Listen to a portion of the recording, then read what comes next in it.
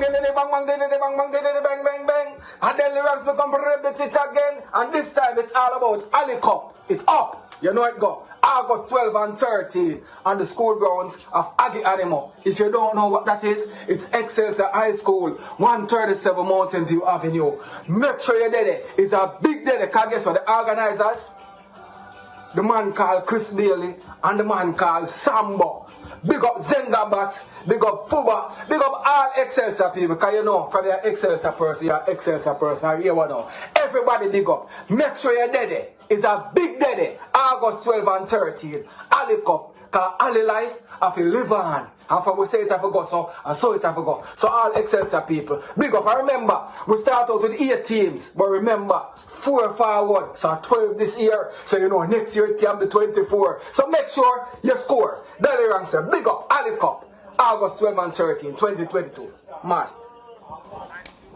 Yeah, dancehall artist and producer Deli Ranks there promoting the 3rd staging of the Alicol Invitational Schoolboy Football Tournament set for this Friday and Saturday at Excelsior High School in Kingston, Jamaica. The 2-day event, named in honor of the late former Excelsior football captain Alan Cole Jr., will feature 12 schoolboy football teams. The teams are using the tournament to prepare for the start of the schoolboy football season in Jamaica, set for the 10th of September. That's very close. Joining us to talk about the tournament are organisers Chris Bailey and Carlton Hammond. And for our Caribbean viewers, just to give you a link with Excelsior High School, although we're talking football, Chris Gale and Courtney Walsh went to Excelsior High School. These are football men here, but I know embracing the fact that some top cricketers have come out of the school as well. I remember doing football commentary, Manning Cup football, and Chris Bailey being a star player for Excelsior. Late 80s that would have been? Yes, sir. Late 80s. You were brilliant. Thank you. As a player. Thank you. Mr. Hammond, talk to me about the excitement of this tournament and the growth it has experienced since it started back in 2018. Well, this tournament, first and foremost, good evening and thank you for having us. Yeah, man. Well, this tournament started 2018 and we started with 8 school, all Manning Cup school. 2019, we expand. Every year we go 2 schools, so we expand and go to 10 school and we decide to have 5 Dacaster Cup school and 5 Manning Cup school. So, you know, the pandemic comes along, we take a break for 2 years. So the third year now with the tournament, we're going to launch it now, so we have 12 schools. So we have 6 Dacaster Cup school and 6 Manning Cup school. So that's where we are right now. Yeah, I want to just point out that the excitement of schoolboy football in Jamaica knows no bounds. Because, yeah, if our Caribbean viewers, you know, viewers outside of Jamaica, Trinidad and Tobago in the Eastern Caribbean, they get excited about our schoolboy football because they think it is spectacular. So the product is sensational. Chris, you were a part of, yes, real exciting schoolboy footballs a few decades ago, not to give your age away too much. But, but this tournament is a precursor for the start of the official schoolboy football season. Excelsior won this pre-schoolboy tournament back to back. So the organizers are the standard bearers, yes, and they have bragging rights. How strong are you this year? Well, listen to me. We're confident in everything we're going to, because we say Alicol and we say green and yellow for life. Yes. So anything we are doing now, we are Excelsior and we're confident. Win, lose or draw. So we think we're going to win it this year. Yes. And we're going to keep winning it. Yeah, someone asked me about who are the favorites for the tournament, and I was suggesting that sometimes it's a little bit difficult to put a favorite tag on some of these schools because the teams, the rosters change every year. Yeah. And sometimes you are guided by how strong a team is last year and how much of their players they would have retained. I know both of you reside overseas, but because of your love for your school, yes, Aggie Animal, you maintain a close contact with the setup. How proud are you, first of all, of Excelsior, Chris, and how they are shaping up? Because you haven't won the Manning Cup title in quite some time. Well, you've won the pre-tournament, but not the tournament. Well, to tell you the truth, I'm still proud of them. Win, lose or draw, as Mr. Hammond said. But for right now, what we're looking at, I think they're in the rebuilding stage of the Manning Cup. And I saw them play it a couple of days ago, and they look fairly well. Look like they can manage it by themselves. And moving forward, as I said, I hope we can take this Manning Cup, because we haven't won the Manning Cup in a while. So I hope I think 04 or 05 would have been the last time Excelsior won. Exactly. So it's time. It's coming. It's coming. We can feel it. Yeah. Alicol was ahead of you, was he, or in the same team? The same year. Same. He played We played with Ali in 1988. Right. A fabulous player. Gone too soon. Yes.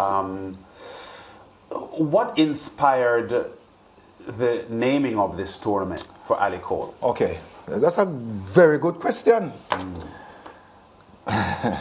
Well, the Green and Yellow Ali Cup is really Ali named the tournament after him before he passed away. Oh. But to really explain it, I was on Goodwill Tour 2017 when Ali sent a message and said, hey, you need to see me, you need to speak to me. He sent a message with a young man named Ryan Dawes. Ryan Dawes is a part of us. He's a goalkeeper on the winning team too. So I told him that I was on tour and he said, yo, stop what you're doing and come by. So I stopped, went to Barbican, we were playing a practice game and we sit down and we were there talking. I mean, while we were there talking, we realized that the team needed certain things. So he was like, hey, Sambo, check this out. We need to do this, we need to do that. But you see, before we do that, we need to get everybody on board. So meanwhile, we were there talking, and while we were talking, after the game, he walk away, I walk the next one, and said, Sambo, I'm going to tell everybody, dust off them green and yellow and come, I'm going to keep walking. I'm going to say, okay, maestro. And he said, yo, Sambo, hold on, man. One more thing, love in the house. I never heard from him again. He died suddenly, did he? Yeah, he died suddenly. So when he died, a bunch of us went to his funeral, and me and Chris and Ryan and Fabian and Walter, a whole bunch of us, and we were there standing and them said, somebody just do it. So really and truly, I want to thank Mr. Whitey. Mr. Davis. Mr. Davis. Yeah. For really giving us our first start. He was the first one who really started us off by giving us eight school. And we're growing, we're building, and we're going to get there. And meanwhile we are growing, the Money Cup team will grow, and believe me and trust me, we will win Money Cup soon before you think. Believe me. But you don't know what I think, so what does that mean? Well, you asked a question, so you must have something in mind. What you think? Chris, talk to us about this group and how much you're injecting into the football program at Excelsior to ensure that it, resuscitates to championship honors. Okay, so this group that we're in is not really a group, it's a team. So we come together and said, okay, we're going to do something for the Man Cup team moving forward every year. So the main thing that we're giving them back is a surface that they can play on, because when we travel Kingston, even sometime in the country, there's not a lot of play field or that you can look at that is quality. Good quality, yeah. Good quality. So what we're doing now is trying to get the playing field up to par, and we do that like every year. We try to give them the field, like we maintain it. We make sure it is watered properly, there's enough nourishment on the field, so moving forward, our players can have a better environment to play in. So that's what we do, and so far it seems like it's working. And then also we try to take under our wings like the players, like Mr. Hammond said earlier. We try to look at the teams and see who is in the team that needs help. And we overseas try to pay the school fee or pay the books fee or whatever it is. Adopted. For them. Like adapt a kid. Adapt a kid. Yeah. So that is what we're trying to do, and so far it has been successful so far in the previous years, and moving forward we're still going to do it. And interject to that, Chris could really extend more on it. We're also going to give some kids some scholarship this year. Because really, football is really secondary. You need this to really survive. Student athletes. Student athletes. Yes. So really and truly. When you say scholarships, what you mean, and where would be the target?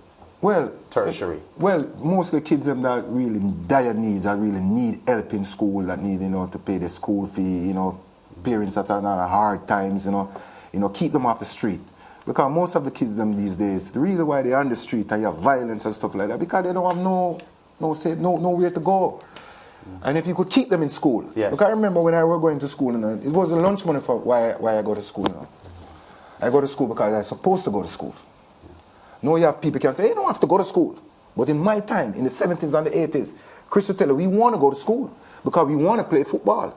And that was our ground. Yeah. So I'm saying, so we as past players and and stuff like that. We're trying to make sure the kids them stay in school, get a better education, because at my age right now, I can't play no more football. So what I have to live on? So that's where we're trying to tell the kids, it's not only football. Football is just for a period of time. Yes. But life is forever. Yes. And that's the future. Yeah. And that's where we stand. Yeah. Well said, Mr. Hammond and Chris. Great to have you. You know, the tournament is a two-day tournament.